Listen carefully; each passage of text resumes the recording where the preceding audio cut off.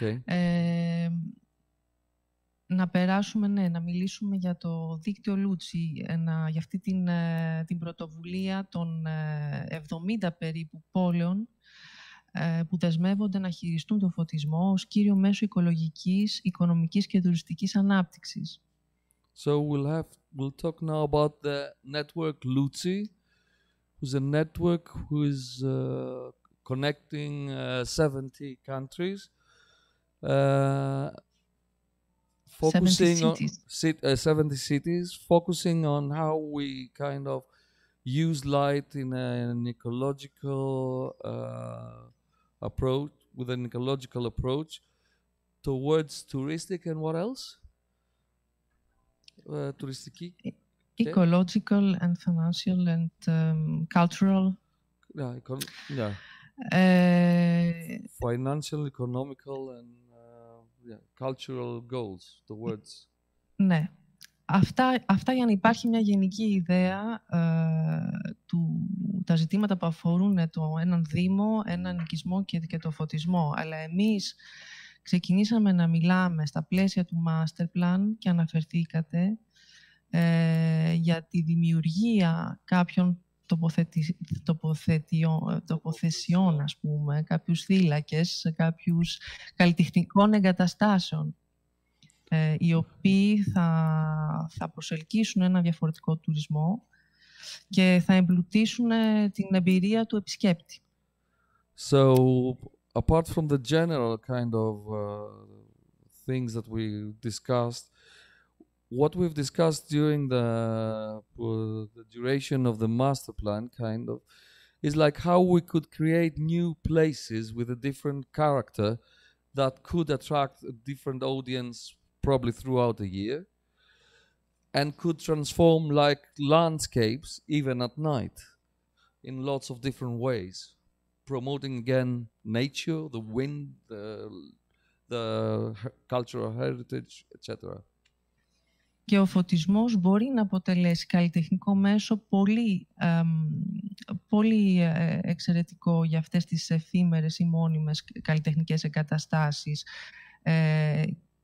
Και ένας λόγος και επίσης κάτι το οποίο είναι σημαντικό είναι ότι πολλοί πολιτιστικοί θεσμοί αυξάνονται σε σχέση με το φωτισμό, όπως τα lighting festival, ας πούμε, σε όλη την Ευρώπη. And then again we've discussed about, I forgot to mention that before, about like light installations that could transform again places, and it's common now in Europe to have different festivals of light, and in the UK as well, a week where different places are lit in different ways, and again in lots of other countries as we can see here. Και μέσα σε αυτές τις εγκαταστάσεις υπάρχουν και παραδείγματα που σας παρουσιάζω έτσι πολύ γρήγορα, καλλιτεχνών που ασχολούνται με τη διάδραση με το φυσικό τοπίο και βλέπουμε αυτή τη μεταμόρφωση του φυσικού τοπίου τη νύχτα, όπως αυτή του Καρικόλα στην Ιρλανδία. But then again, there are lots of artists kind of using different means but basically light in order to transform like natural environments or landscapes into works of art, like this one of Carl Cola in Ireland. Ναι. Και μια δεύτερη, ας πούμε, του καλλιτέχνη Γιάν Κερσαλέ στη Γαλλία, όπου η αφετηρία του είναι αυτό το τοπίο και στο δάσος της Βρετάνης, που δίνει νέες υφές, νέα διάσταση στις γιγάντιες στρογγυλές πέτρες. And this one of Yann Kersalé in France, where its light kind of creates a new landscape in the forest of Nora? Which forest? Bretagne. Of Bretagne. In order to show this kind of big round rocks with the trees and create a new, very impressive images in the forest. Και θα επιστρέψω στην πολιτιστική κληρονομιά που αφορά κάθε γωνιά αυτού του τόπου, της Ελλάδας και φυσικά της Ελαφονήσου, με μία μόνιμη ερώτηση που μας απασχολεί όταν πρέπει να φωτίσουμε ένα μνημείο. Ποια είναι η νέα υπόσταση που μπορεί να αποκτήσει ένα μνημείο στο νυχτερινό τοπίο. And we will return to the cultural heritage and go back to the big question about it. How can like a monument look like at night, and how can be transformed, and what new meanings or whatever can that include by lighting it in different ways, or which way we should choose or whatever. Τώρα θα σας δείξω, παραδείγματος χάρη και πιο συγκεκριμένα, πώς μπορεί μια εφήμερη φωτιστική εγκατάσταση, ένα lighting installation, στα πλαίσια ενός καλλιτεχνικού γεγονότος, να δώσει μια άλλη πνοή στην επίσκεψη ενός ιστορικού τόπου, όπως αυτό στην Τσεχία. Now I'll show you how a kind of ephemeral light installation can change the experience of a visit of an important building, like the one I'm showing right now in Czechia. Στη μακρινή Βοημία της Τσεχίας, κοντά στη μικρή πόλη Γίτσιν, βρίσκεται αυτό το κτίριο του 17ου αιώνα που άνοιξε τις πόρτες του την ημέρα της φθινοπορεινής εσημερίας. In the small town of Yijin.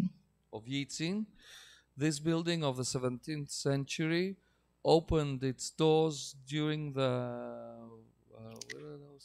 the equinox. The autumn equinox, with like inviting people to see art installations. Yes, you can see here some installation and the different character that the building can have. Thank you. Και περνάω στους αρχαιολογικούς χώρους, που είναι ένας ιδιαίτερα ευαίσθητος, θέλω να το λέω οικότοπο, είναι ένας ευαίσθητος εύθραστο σύστημα. Και πώς έρχεται ο φωτισμός να δώσει υπόσταση στην ανάγνωση των αρχαιολογικών χώρων, μόνο με το φως, με αυτό το άειλο μέσο.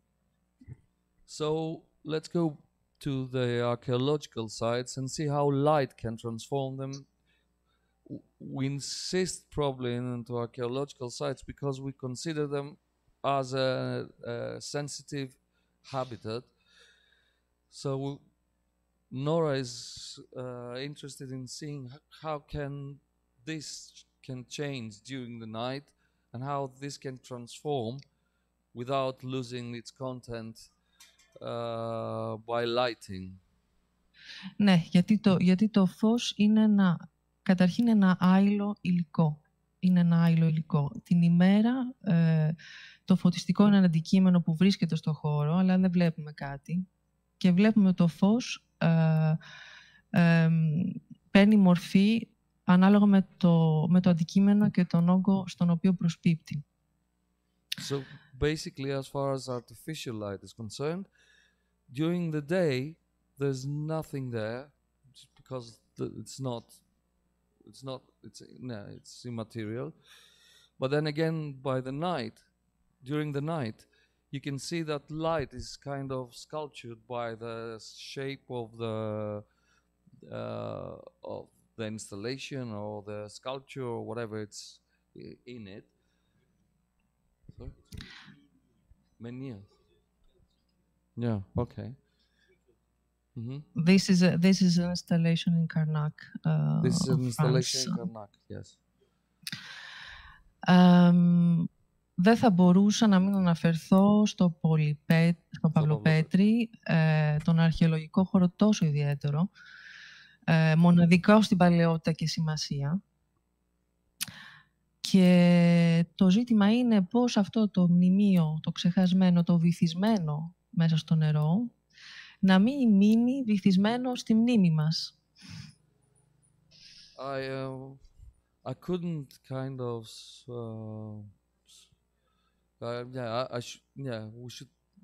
we should refer also to Pavlopetri, one of the most important archaeological sites of the area, and try and find ways that this kind of sunk city could kind of stay in our minds, and how light could help do that.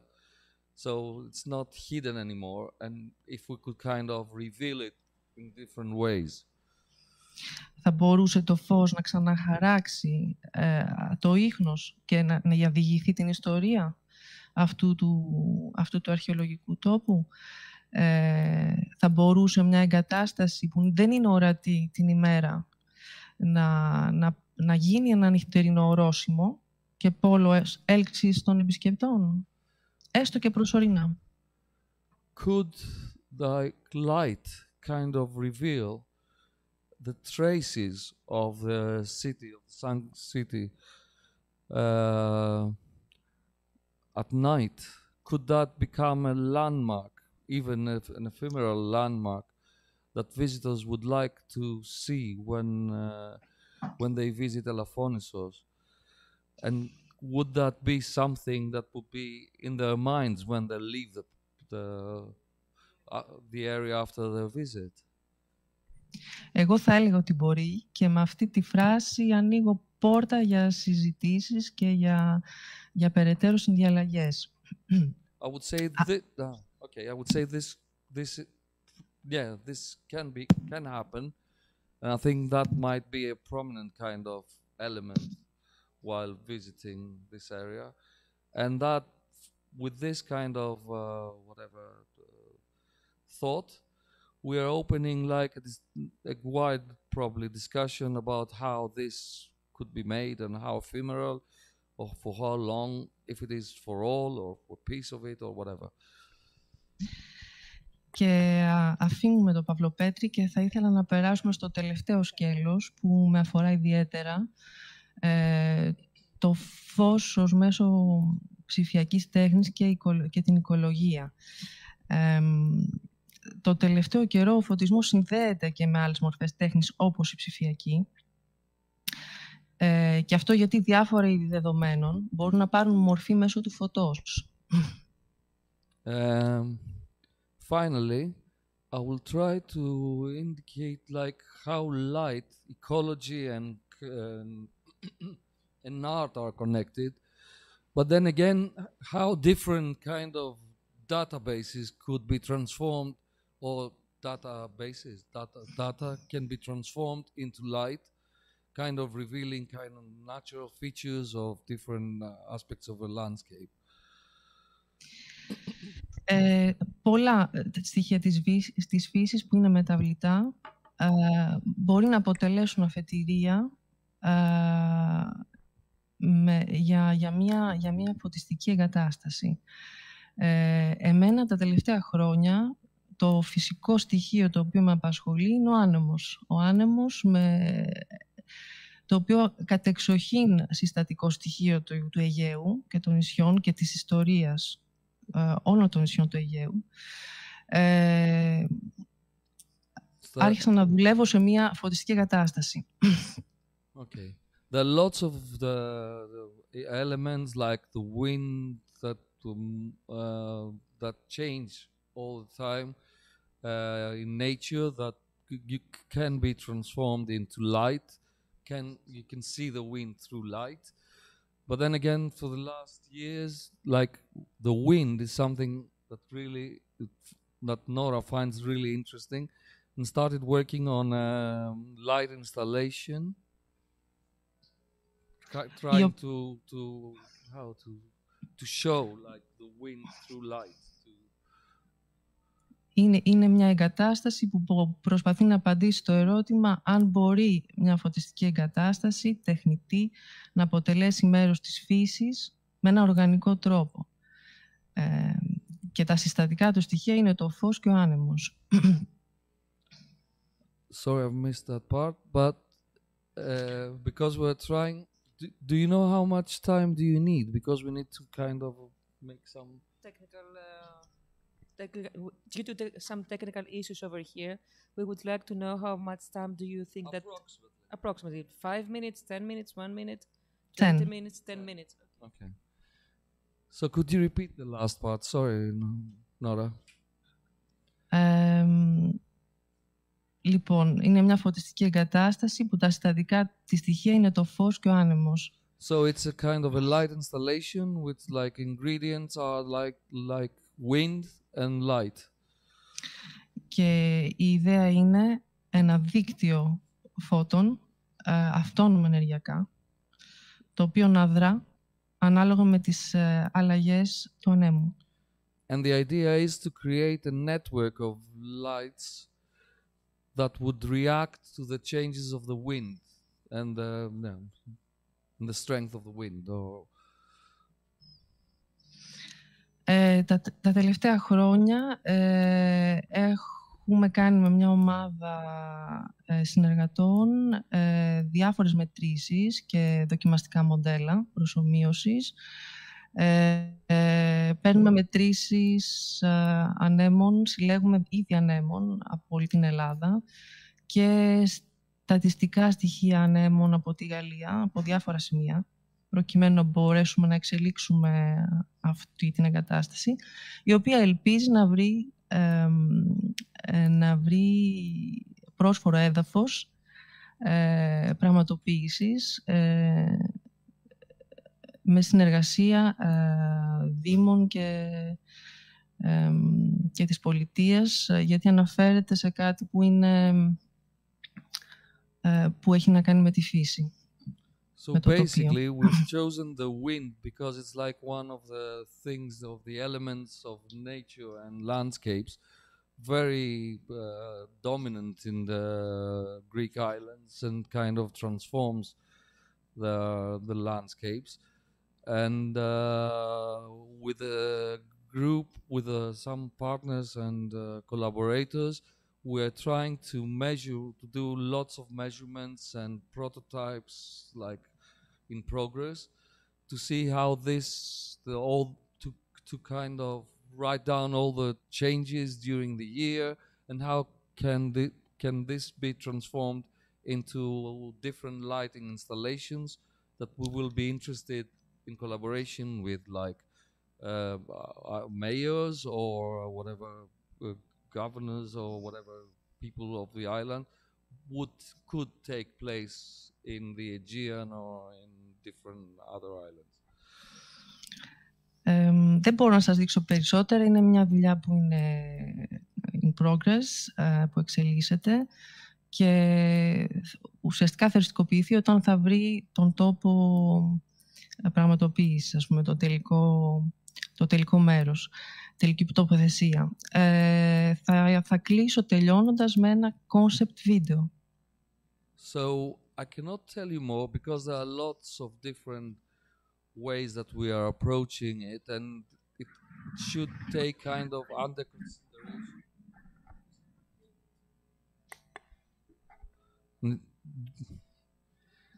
And we should take under consideration like the special properties of each place that is to be installed, or whatever it's like the place of the specific installation, because one place might be too windy or the other might be less windy or whatever.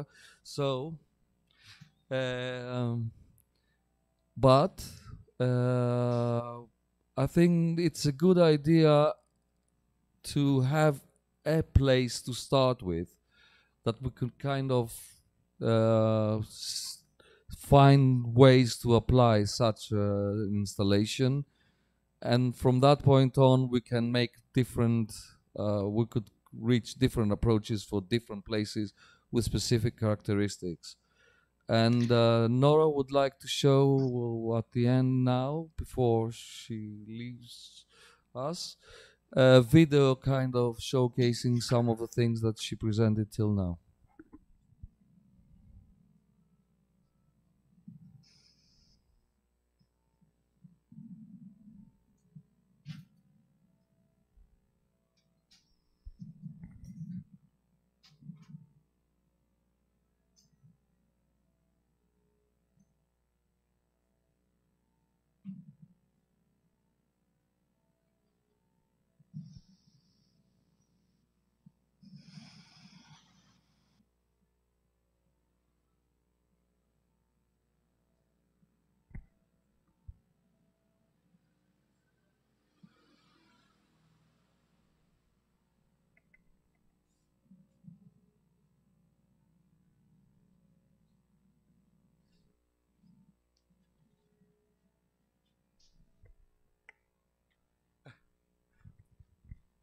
member of Elafonisos ECO. I will speak in English, and in case that it is not clear what I will try to say to you, I will translate it in Greek because my English are not that perfect. So, from an artistic point of view, your job is excellent. I mean, it is really interesting, the question that you said, how can we talk to the wind? How can we talk to the light? How can these two things can collaborate together to produce something? It is really, really interesting. First of all, it touches our heart and make us think of the environment. Personally, as an engineer, I see things in multiple ways, and also I believe in team working. So in teams, and specifically in teams that consist of different members with different knowledge. I think that is this way that we can have something new, because if we sit all together and we have the same perspective, the same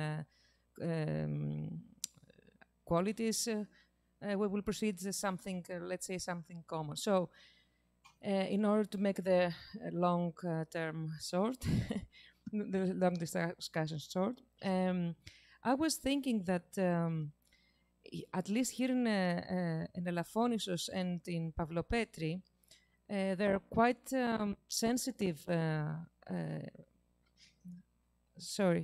Quite sensitive animals and plants and birds that are really influenced by the light, specifically at night. I mean, turtles, when they give birth to their little turtles, can be distracted by the light, especially in the night.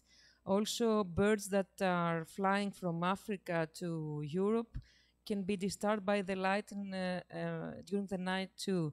So I think it would be very, very interesting, since you touch issues that no one has ever touched before, and in a unique way.